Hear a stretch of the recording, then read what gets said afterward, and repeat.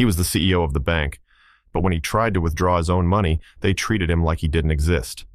A cold, dismissive manager brushed him off, hiding behind flawed policies with no accountability. But the man they ignored had the power and the plan to turn the system upside down. What happened next shook the entire company, and justice hit harder than anyone expected.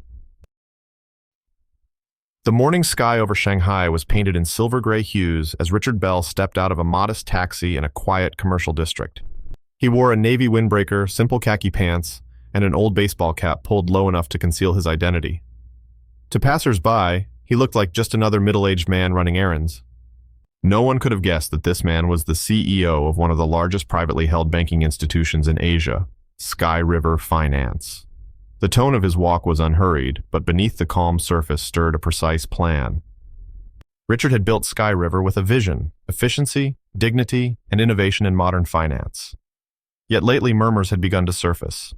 Anonymous reviews, deleted forum threads, and cryptic client complaints whispered of dismissive treatment at physical branches. The algorithms worked fine, the digital experience seamless. But in person, things seemed to be unraveling, and no report on his desk had reflected any of it. He needed to see it himself. Richard had chosen this branch carefully, one of the company's earliest locations, where community still mattered. He approached the entrance, scanned the polished glass, and stepped inside. The lobby was modern but cold. White marble floors, blue neon signs, and stiff leather chairs gave it the look of sterile perfection. A receptionist glanced at him briefly, then returned to her tablet. The security guard didn't even nod. He took a number from the ticket machine, 208. It beeped. 10 minutes passed, then 20. Finally, a soft voice called from behind a plexiglass screen. 208? Richard stepped forward. Behind the counter sat a young woman in her early 20s. Her name tag read Janet M. She smiled quickly, though not warmly. Her eyes barely met his. "Hi there," Richard said in a measured tone. "I'd like to make a small withdrawal, 1,500. "May I see your ID?" she asked, tapping her screen.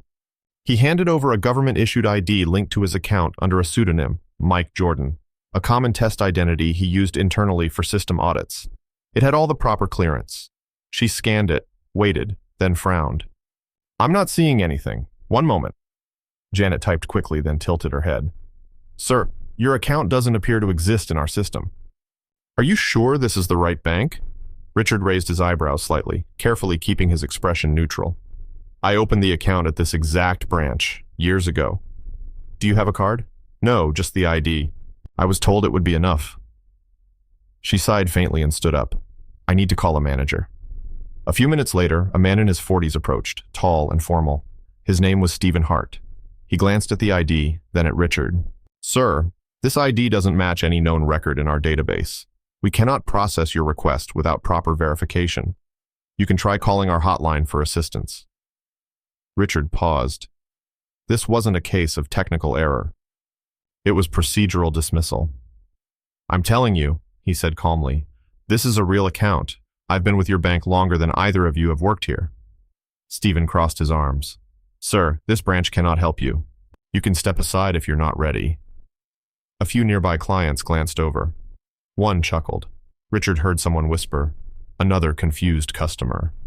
He stared at the two employees, absorbing every second. He did not raise his voice. He did not reveal his identity. He turned, walked out through the automatic doors, and stepped into the street. The man who built the bank had just been denied by it. And in that moment, Richard Bell stopped being CEO. He became a customer. A very angry one. The air outside the branch was thick and still. Richard stood on the curb for a moment, motionless. The city around him pulsed with the energy of a weekday morning. Traffic humming, pedestrians rushing, neon billboards blinking silently overhead. Yet in Richard's mind, everything had slowed. The chill wasn't from the weather. It was the realization, in the system he had spent over 2 decades building, he no longer existed. He hailed another cab, this time without looking back. The drive to his private residence was quiet. He didn't speak. He didn't check his phone. His mind was elsewhere, replaying every word, every gesture, every dismissive look. What disturbed him most wasn't the mistake. It was the ease with which he had been dismissed. Not challenged, not questioned, just filtered out like digital noise. That night, Richard sat alone in his study. The room was lined with screens, wood-paneled shelves, and plaques from financial summits and innovation forums. On his desk lay a slim laptop, already logged into the Sky River internal system. As CEO, Richard had access to almost every tier of data and infrastructure, and tonight, he planned to use all of it. He began by searching for his alias account, Mike Jordan. It was still registered, still fully funded, and still tagged active within the backend. But something caught his eye. The account had been automatically flagged as non-priority engagement, a relatively new protocol. Digging deeper, he uncovered the code responsible for this tagging. It was part of an internal initiative launched 6 months earlier titled Project Sapphire, supposedly designed to improve efficiency at physical branches by streamlining in-person engagements. In practice, it was a filter, one that quietly deprioritized walk-in clients who didn't meet certain thresholds: account activity, digital presence, or flagged status. Richard leaned back in his chair, stunned.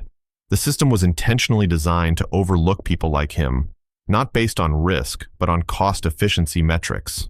And the most startling part? The code had been authorized not by some rogue developer, but by mid-level operational managers in customer strategy, using vague language to slip it past internal reviews. He started pulling archived complaints from the past 6 months, ones that had been closed without escalation. There were hundreds. Customers reporting the same symptoms, accounts that disappeared, faces met with blank stares, voices ignored, all signed off with the same resolution: unable to verify identity under current protocol. It wasn't a glitch, it was a policy. Richard's jaw tightened. The numbers, the graphs, the filtered email logs, they weren't abstract anymore. He saw faces now, names. Whole stories brushed aside because a few layers of the system believed certain clients were no longer worth the time. He scrolled through one final report. It was short. A complaint from a retired schoolteacher named Linda Harper who had written, "I felt like I didn't matter, like I was a ghost." And suddenly, Richard didn't see a bank. He saw a machine.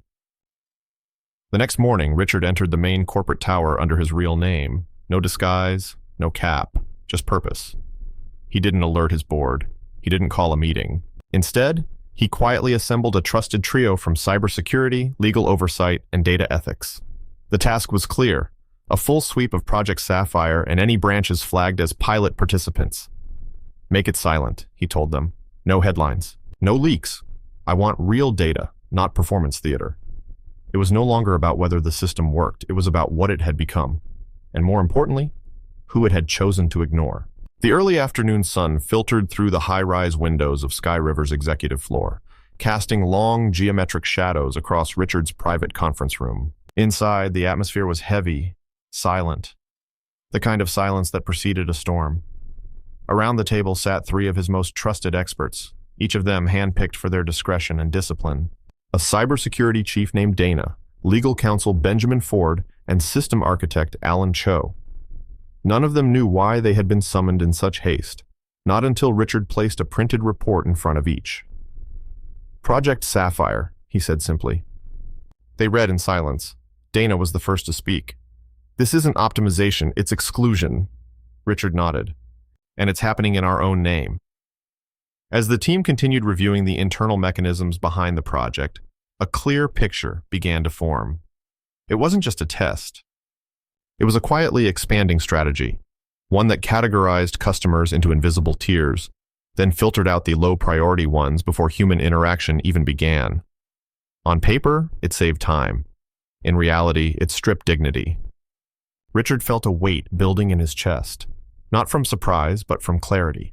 He had always believed in innovation with purpose, but now that purpose had been hijacked by policies masked as efficiency. 3 days later, undercover audits were launched at 5 random branches. What they found confirmed his fears: outdated equipment, minimal staff training, and employees blindly following flawed protocols. In one case, a veteran client with a platinum account had been turned away simply because his phone number hadn't matched a 2-factor prompt. The system wasn't broken. It was working exactly as designed, to quietly push away those who didn't fit the algorithm's logic. For Richard, That was unacceptable. He didn't raise his voice. He didn't send a memo. He began preparing a response that wouldn't just address the flaw, but expose it from within. Because for the first time in years, he wasn't thinking like a CEO. He was thinking like a customer who had been erased. It was a calm Tuesday morning when Richard Bell stepped once again through the glass doors of the same branch that had denied him just days before.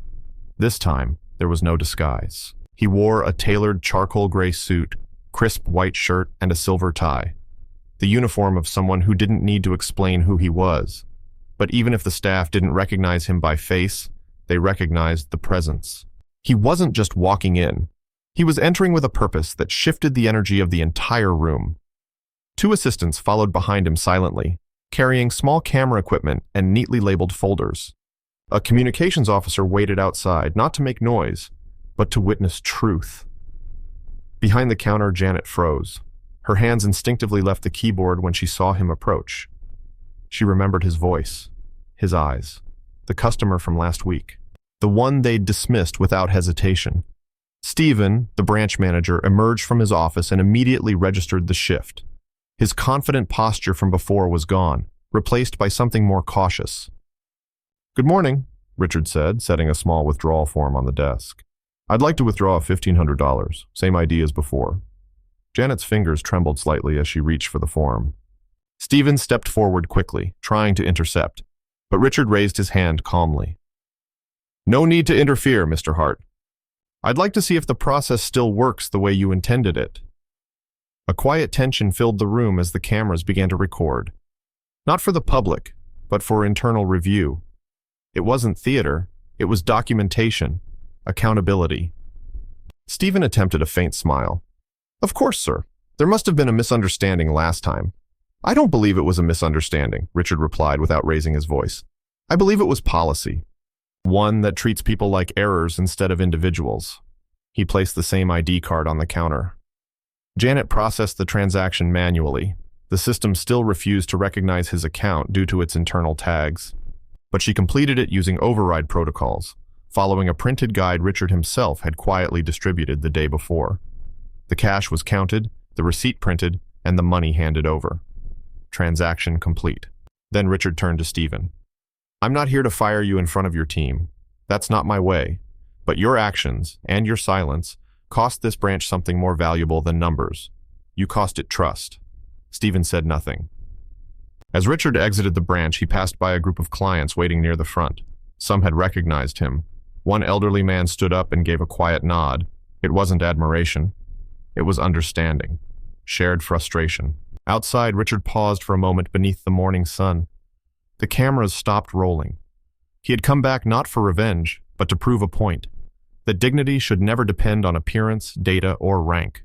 That a person shouldn't need a title to be treated like one. Several weeks later, without grand announcements or press coverage, Sky River Finance opened a modest pilot branch in central Shenzhen. It looked nothing like its predecessors. There were no marble floors, no partitions, no cold lighting, just warm tones, round tables, and employees who greeted clients by name, not account number. The concept was simple. No hierarchy, no rushed interactions, no barriers. Just people helping people. The name on the window said it all, the listening room. Richard Bell arrived on the second day. Quietly, no entourage. He sat near the entrance, observing. An older gentleman came in with a handwritten letter he didn't understand. A student asked about saving for her first apartment. Each visitor was treated with patience, empathy, and respect, regardless of balance or status. Internally, Richard rolled out sweeping reforms. Training programs shifted focus from compliance to connection. Branch staff were encouraged to listen, not just serve. System rules that filtered clients by engagement priority were rewritten or removed entirely. He shared a brief video with every employee. "I walked into our own bank and was treated like I didn't belong. It wasn't a mistake. It was a mirror. If we forget the person behind the profile, we lose everything that matters." The video was just 4 minutes long, but it reached thousands. Other branches began adapting the same model. Results didn't just show up in charts. They came in handwritten notes, thank you calls, and returned trust. Richard never spoke publicly about the day he'd been turned away. He didn't need to. The story was now told in every quiet conversation, every seat without a screen between, every hand extended instead of waved off. And for those who had once felt invisible, Sky River's new direction was a message. You don't need to be someone special to be treated like someone important.